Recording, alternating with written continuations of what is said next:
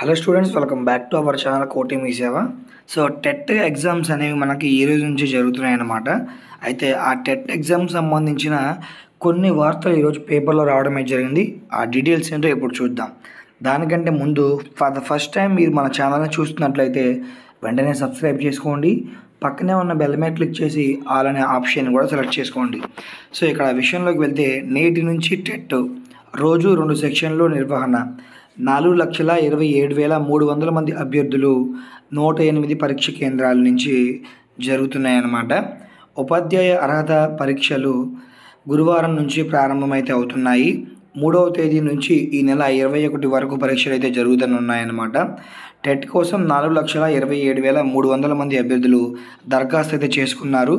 వారి కోసం ఇతర రాష్ట్రంలో కూడా కలిపి మొత్తం 108 పరీక్ష కేంద్రాలను అయితే ఏర్పాటు చేయడం అయితే జరిగింది. హైదరాబాద్, బెంగుళూరు, చెన్నై, బరంపూర్, గంజాలలోని కేంద్రాలు ఏర్పాటు చేయడం అయితే జరిగిందనమాట. అభ్యర్థులు చాలా వరకు హాల్ టికెట్లు అయితే డౌన్లోడ్ చేసుకున్నారు. ప్రతిరోజు ఉదయం 9:30 నుండి 12 గంటల వరకు, మధ్యాహ్నం 2:30 నుండి 5 గంటల వరకు 2 సెషన్లలో పరీక్షలు అయితే జరుగుతాయన్నమాట. అభ్యర్థులను గంటన్నర ముందే పరీక్ష కేంద్రానికి అయితే అనుమతిస్తారు.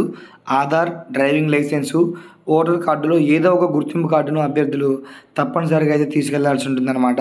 అభ్యర్థికి బదులుగా మరొకరు పరీక్షకు హాజరైనా లేదా మాల్కు ప్రాక్టీస్కు పాల్పడిన ఏపీ పబ్లిక్ పరీక్షల చట్టం కింద చర్యలు అయితే తీసుకుంటారు. ఎలాంటి ఎలక్ట్రానిక్ ఉపకరణాలు అనుమతించబడవు అనమాట. హాల్ టికెట్లో పొరపాట్లు ఉంటే పరీక్ష కేంద్రాల్లో డిపార్ట్మెంట్ అధికారుల వద్ద అయితే సరి చేసుకోవచ్చు అని చెప్పేసి తెలపడం అయితే జరిగింది. సో మరొక పేపర్లో కూడా వచ్చిన వార్త కనుక చూసినట్లయితే నేటి నుంచే టెట్ పరీక్షలు అన్నమాట. సో ఇందులో కూడా సేమ్ అంతే. ఉదయం, మధ్యాహ్నం 2 సెషన్లలో పరీక్షలు అయితే జరుగుతున్నాయి. ఉదయం 9:30 నుండి మధ్యాహ్నం 12 గంటల వరకు, మధ్యాహ్నం 2 గంటల నుండి సాయంత్రం 5 గంటల వరకు అయితే పరీక్షలు జరగనున్నాయని చెప్పేసి తెలిపారు. పరీక్షా సమయానికి గంటన్నర ముందుగానే పరీక్ష కేంద్రాల్లోకి అయితే అనుమతిస్తారు. మొత్తం 108 పరీక్ష కేంద్రాలు అయితే ఏర్పాటు చేశారనమాట. దివ్యాంగులకు అదనంగా 50 నిమిషాల సమయాన్ని కేటాయించారనమాట. దాంతోపాటుగా మొత్తం 813 మంది దివ్యాంగులు సహాయకులకు ఏర్పాట్లు చేస్తున్నారనమాట. పరీక్ష కేంద్రాల్లో అధికారులు అన్ని ఏర్పాట్లు పూర్తి చేశారని చెప్పేసి మనకి అప్డేట్ రావడం అయితే జరిగింది.